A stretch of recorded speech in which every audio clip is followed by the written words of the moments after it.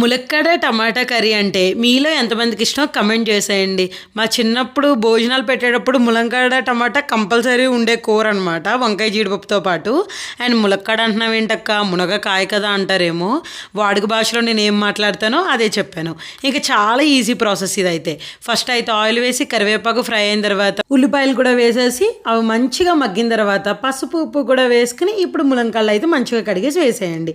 అవి కూడా ఇంకొంచెం సేపు మగ్గిన తర్వాత టమాటా ముక్కలు కూడా వేసుకుని ఒకసారి మంచిగా తిప్పేసుకుని ఒక్క 5 నిమిషాలు అయితే సరిపోద్ది. తర్వాత కావాల్సిన కారం, లైట్గా గరం మసాలా కూడా వేసుకుని ఒక్కసారి తిప్పేసి ఒక గ్లాసుడు వాటర్ కూడా వేసి మూత పెట్టేసి ఒక 10 నిమిషాలు వదిలేయండి. అంతే, నూనె అంతా పైకి తేలి చూడడానికి చాలా టెంప్టింగ్గా ఉండేలాగా మన ములంకాడ టమాటా కర్రీ అయితే రెడీ అయిపోయింది. ఇప్పుడు వేడివేడి అన్నంలో ములంకాడ టమాటా కూర వేసుకుని ముల్లగా రైస్ కలుపుకుని పక్కనే ఒక ములక్కాడ మంచిగా పెట్టుకుని తింటే ఉంది అసలు అద్భుతమే. ఇంకా ట్రై చేసేయండి మరి.